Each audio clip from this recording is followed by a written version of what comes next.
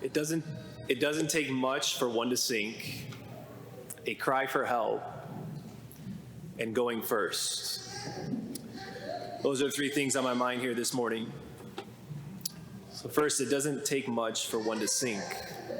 We hear in our gospel that the disciples are in a storm, but it's not just any storm. They're in a storm on a sea.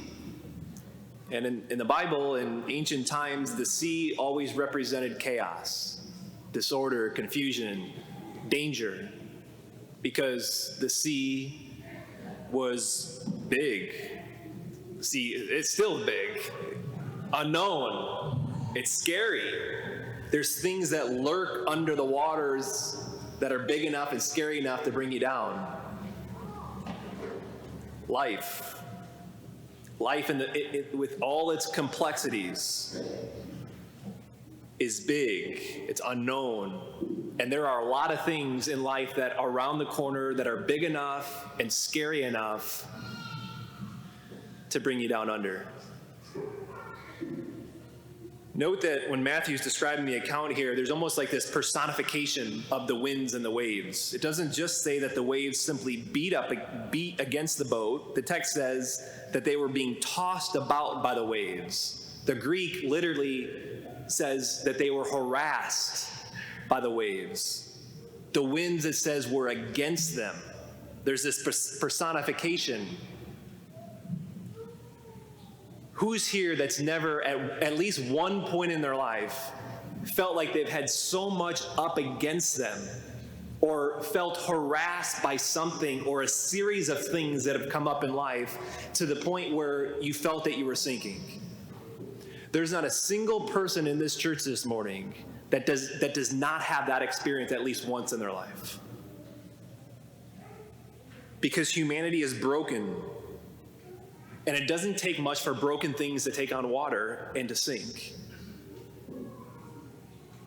You throw on top of that all the complexities of life, throw that on top of the fact that humanity is just broken, all the complexity of life thrown on top of it, bills, illnesses. You know, I spoke with 4 people this week who are going through cancer. Stress of school. It was a teen yesterday who was telling me that last year, his first year in high school, that he got to the point of just the stresses in the school the first couple weeks, that he got to the point that he was doubting himself so much that it almost broke him. A child gives you a call, your child gives you a call out of the blue and throws some news upon you that just sends you right into chaos. I was speaking to a friend of mine on the phone this week, and he said, just sharing how, a series of things that have happened, just relatively minor things, stresses at work. He's made a couple bad decisions, but just a couple things lined up just the way that they fell, that he was in the spot where a stretch that he said that he's big time struggling. I remember just thinking to myself, and he was saying, it's like, yeah, it doesn't take much. It really doesn't take much for one to sink. You have the hopelessness and even just being depressed and things just getting dark. It can come quick. Even Peter, a guy who's seemingly a pretty strong faith, the text says he began to sink. Because it doesn't take much, even for Peter, to sink. Which brings us secondly to cry for help. Although Peter did sink, he didn't drown. And he didn't drown for one reason. And it's because someone saved him. Peter saw Christ from the boat, the distance, out on the water, and it says he cried out for help. Lord, save me. A simple prayer, short, but it says it all. It's all that's needed. Lord, save me, Peter says. Most homilies at this point for this passage, it goes something like this. The disciples were in an awful storm. Chances are some of you here this morning are also in an awful storm. Jesus quieted the storm, and he'll quiet the storm in your life. Keep your eyes on him, and things will get better. The disciples got through it, so will you. And that's true. That's true. But what's going on here, what Matthew wants to bring out, and what Jesus wants to reveal about himself is so much more. Remember, the gospel started off saying that Jesus went up on the mountain, and as he went up on the mountain, the text says that Jesus made them get into the boat and precede him to the other side. So Jesus sent them out on the water. He sent them out on the sea. Heck, we would say that Jesus is the one who sent the storm that caused it to be rough. He wanted to show the disciples, and he wants to show us this morning, that he goes right into the chaos. Not only does he go right into the chaos, but the text says that he came toward them, what? Walking on the sea. Walking upon the confusion and the chaos. He enters right on into it and walks over it. He shows not only his humanity coming, but coupled with his divinity, he conquers over the chaos. So the waves and the wind, everything against the disciples, harassing them. Yeah, you got the complexities of life for them and for us, 100%. But it's even more. And is it not the case that, like in our lives, that it's not just the complexities of life that's at the worst, that sometimes that's harassing us or that we feel that's right up against us, but it's ourselves. It's ourselves that are up against ourselves. And sometimes ourselves harassing ourselves. Why? Because what's in you and me that we want to fix, we can't fix. So I'm all about changing the habits in your life that or in my life that cause about chaos in your life, that you bring that chaos upon yourself, that doesn't need to be there, that you could change and that you would change if you could, but it's all about the personal excellence and do it. But you can't fix the sin problem. You can't fix the humanity problem. The fact that you and I are fundamentally flawed. And what that looks like, what that translates to is a broken individuals and broken families and a broken world. And so when we read in the gospel here today, and it's really the case when we read in any gospel that's proclaimed here on Sunday, what we read is someone who has come to deal with the fundamental problem of sin. Someone who reconciles us to the Father through his death on the cross. That's the point of the gospel. That's the point of this story and every gospel story. We just need to know that we need to be rescued and to cry for help. Which brings us thirdly and lastly to going first. Last June, there was an American synchronized swimmer, Anita Alvarez, and this happened last June, and she was competing in the World Championship of Synchronized Swimming in Budapest, Hungary. And at one point when she was in the pool and she was in the middle of one of her routines, she lost consciousness as she was underwater, and she sank all the way to the bottom of the pool. And the news story, number of outlets picked it up, and they all kind of carried the same photo of Anita.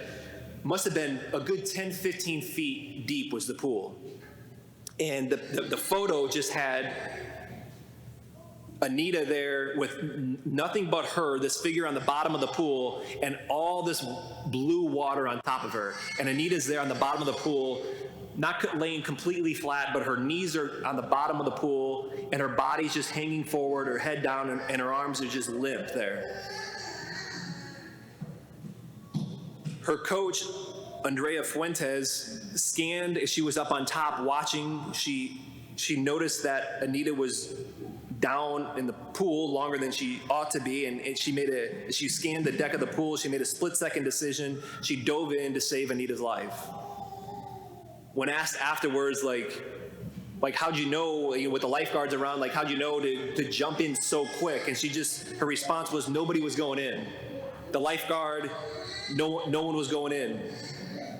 The coach recognized that Anita was underwater too long, and the coach had a desire to help. The coach had a willingness to save. The coach acted while everyone else were there still just waiting, watching on the sideline. We have too many people who are sinking, and not only sinking, but drowning. People right here in this community of the Notre Dame Church, but then you extend beyond that, outside these walls, into Clarendon Hills, into Hinsdale, into Westmont, into Downers Grove, into Western Springs. People who, sure, the complexities of life that are being thrown upon them, but also just the problem of humanity and sin. Of the fact that not knowing where to turn in the midst of brokenness, and a sense of feeling lost, and a sense of feeling that I don't know where to turn. I'm not sure what the point of life is. And I want to have love, and I want to be for love, but I'm not sure where to turn. There's a plethora of those people, and it's increasingly more and more the case that we don't know where to turn. We don't know who to turn to. We don't know that there is a who. And so it is the case that there's a plethora of people who are not only sinking but drowning, but it's also true that there's no excuse for anyone to drown. There's no excuse for anyone to drown.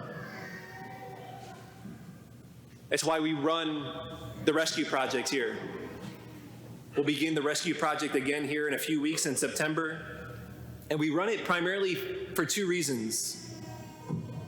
One is we might find ourselves here this morning who maybe it's like we notice we're sinking a little bit right now. In the last number of weeks or months, seasons in our life where we are slinking a little bit, and maybe it's even we notice ourselves, maybe we're taking on the form of Anita on the bottom of the 10, 15-foot pool, where we're just kind of, our body's starting to grow limp a little bit. And what we need to be reconnected. We need to be replugged back into the source of life. We need to be reestablished to the one who walks on water and brings order out of chaos. That'd be a good reason to sign up for Rescue Project here. But also, secondly, we also run it for those that the Lord might be tapping on the shoulder to go first. Just like Anita's coach that was there on the sideline, who scanned, who looked and saw that maybe somebody was down under the water there just too long. Peter, we hear, sees the Lord on the water and says, Lord, if it is you, if you're the one in the midst of all the complexity that's going on in my life, and the problem that's going on in my own heart, and the things that are up against in my own heart, and the things how I even harass myself, if you're the one, command me to come to you on the water. Peter was not perfect, but he did go first. He got out of the boat. And here at Notre Dame, what we need to do is we need to build up men and women who have antennas for people who are maybe have drifted away. We need to build up men and women who maybe have antennas that can just notice when people are down under the water, just like Anita's coach. So that we can, here at Notre Dame, build those people up and accomplish our vision to offer every person a life-changing encounter with Jesus, so that all might be rescued and have abundant life. It is true that it doesn't take much for one to sink. Humanity is broken, and then you throw all the complexities of life on top of it. It doesn't take much for one to sink. But it's also true that it doesn't take much for Jesus to respond to the call of help. We just need to cry out for help. We just need to step out of the boat and go first, so that all might be rescued.